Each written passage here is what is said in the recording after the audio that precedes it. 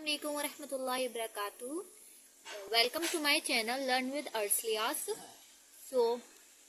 आज मैं आपको केमिस्ट्री पढ़ाऊंगी। ये मेरी फर्स्ट वीडियो है, ठीक है। और आज हम पढ़ेंगे some basic concept of chemistry. अगर आपको मेरी ये वीडियो अच्छी लगे तो आप लाइक, सब्सक्राइब, शेयर कीजिए अपनी फ्रेंड के साथ। और मैं आगे भी और न्यू सब्जेक्ट की वीडियो डालती रहूंगी और बहुत इजी वे में पढ़ाऊंगी आपको, ठीक है। तो हम स्टार्ट करते हैं। आज हम पढ़ेंगे केमिस्ट्री का chapter some basic concept of chemistry. सबसे पहले मैं आपको थ्योरी वाइज समझाऊंगी, जिससे आपके कॉन्सेप्ट जो है, छोटी छोटी चीज़ें जो है, बेसिक जो है वो आपको पता चलेगा और आपके बेसिक जो है वो बहुत ही अच्छा हो जाएगा। इससे आप आगे भी न्यूमेरिकल सॉल्व कर पाएंगे, ठीक है। सबसे पहले हमें some basic concept of chemistry हमारा चैप्टर है। इसे पढ़ने से पहले हमें पता होना चाहिए केमिस्ट्री क्या होता है, ठीक है। तो हमें सबसे पहले हमें ये पता होना चाहिए, हम केमिस्ट्री पढ़ रहे हैं, केमिस्ट्री क्या है। जो केमिस्ट्री, सबसे पहले हमें केमिस्ट्री को समझने के लिए हमें समझना होगा मैटर क्या है। मैटर क्या होता है? मैटर होता है anything which has some mass and occupy space और वॉल्यूम। ऐसी चीज जिसके पास कुछ मास हो या किसी का कुछ वेट हो और वो कुछ स्पेस ऑक्यूपाई करे। फॉर एग्जाम्पल मैं इस पेन की बात करती हूँ। अब देखिए, ये एक मैटर है, इसका कुछ मास है और ये सम स्पेस के कर रहा है, ऑक्यूपाई कर रहा है, तो हम इसे क्या बोलेंगे? मैटर, ठीक है। और हम बोल सकते हैं, अब हम पढ़ेंगे केमिस्ट्री क्या होती है। हमने मैटर के बारे में पढ़ा, अब हम पढ़ेंगे केमिस्ट्री क्या होती है।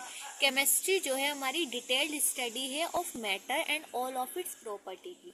जो केमिस्ट्री है हमारी डिटेल्ड स्टडी है मैटर की और उसके सारी प्रॉपर्टी की, ठीक है। अब क्या होता है, अब हम दूसरा पढ़ेंगे डाल्टन एटॉमिक थ्योरी। डाल्टन ने एटम के लिए क्या थ्योरी दी थी? डाल्टन ने कहा था जो मेटल है consist of very very small particle called atom. जो हमारा मैटर है वो बना हुआ है छोटे छोटे पार्टिकल से, जिसे हम बोलते हैं एटम, ठीक है। ये हम डाल्टन ने अपने एटॉमिक थ्योरी में बताया था। जो हमारा मैटर है वो बहुत ही, मेटल जो है हमारा बहुत ही छोटे छोटे पार्टिकल से बना हुआ है, जिसे हम बोलते हैं एटम। और जो हमारा एटम क्या होता है? एटम बहुत स्मॉल होता है, जिसे हम नेक्ड आई से भी नहीं देख सकते और ना ही उसे हम सब फर्दर डिवाइड कर सकते हैं, ठीक है। और different element consist of different type of atom. अब जैसे कि मैं आपको फॉर एग्जांपल दे रही हूँ, ये नोटबुक है और ये मेरा पेन है, ठीक है। डिफरेंट एलिमेंट है नोटबुक और पेन। तो ये जो डिफरेंट एलिमेंट होते हैं वो कंसिस्ट करते हैं डिफरेंट टाइप ऑफ एटम, ठीक है। और एक particular element consist same type of atom, but जो एक पर्टिकुलर एलिमेंट होगा उसमें सेम टाइप ऑफ एटम होंगे। अब जैसे पेन है, ठीक है, फॉर एग्जांपल ये पेन है, इसमें सेम टाइप के एटम होंगे, बट जो हमारी नोटबुक है उसमें सेम टाइप के एटम होंगे, पर इन दोनों में अलग अलग एटम होंगे। इसमें सेम एटम होंगे, इसमें सेम एटम होंगे, ठीक है। और फिफ्थ उसने बात बताई थी हमें, different atom of different element do combine with each other to form compound, ठीक है। जो हमारे डिफरेंट एटम्स होते हैं, जैसे कि मैं आपको एग्जांपल के थ्रू समझाती हूँ, जैसे कि नोटबुक और ये पेन, ठीक है। जो डिफरेंट एलिमेंट से कंबाइन होकर क्या बनाते हैं? एक कंपाउंड बनाते हैं, but they always do so in their whole number ratio. अपने बट ये किस में रहते हैं? होल नंबर रेशियो में रहते हैं। आपको पता है होल नंबर रेशियो क्या होते हैं? 1:2, जिसकी 2:3, तो इसके होल नंबर रेशियो में ये कंबाइन होकर रहते हैं, ठीक है। तो हमने पढ़ा एटम के बारे में, तो हम कह सकते हैं जो केमिस्ट्री है वो डिटेल्ड स्टडी है एटम की। वो क्यों डिटेल्ड स्टडी हुई एटम की? क्योंकि जो हमारा मैटर है वो बना हुआ ही एटम से है, तो हम उसे कह सकते हैं chemistry detailed study of atom and all of its property, ठीक है। अब हम सीखेंगे how to determine weight of atom, atomic mass और एटॉमिक वेट जिसे बोलते हैं, हम उसे कैसे डिटरमाइन कर सकते हैं, ठीक है।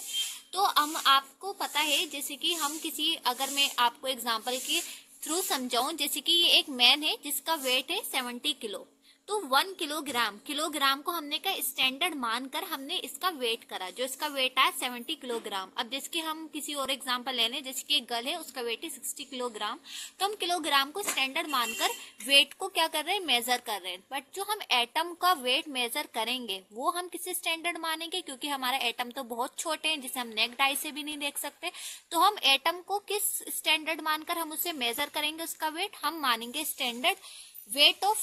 अब जिसके हमें ऑक्सीजन एक एटम है, ठीक है, हमें उसका एटॉमिक वेट मेजर करना है, तो हम किससे हम स्टैंडर्ड मानेंगे? हम मानेंगे 1/12 into weight of 1 carbon. 12 atom को स्टैंडर्ड मानकर हम जो है ऑक्सीजन का वेट सो हम एटॉमिक वेट ऑफ ऑक्सीजन का मेजर करेंगे तो हम स्टैंडर्ड किसे मानेंगे 1/12 into weight of 1 carbon 12 atom को हम मेजर मान के 1 ऑक्सीजन एटम का जो वेट है वो हम मेजर करेंगे। इसे हम मेजर करते हैं, ये हमारा हम इसे मेजर करने के बाद ये जो हमारी वेट जो आती है 16 mu, ये आता है हमारा वेट आता है ऑक्सीजन का 16 mu।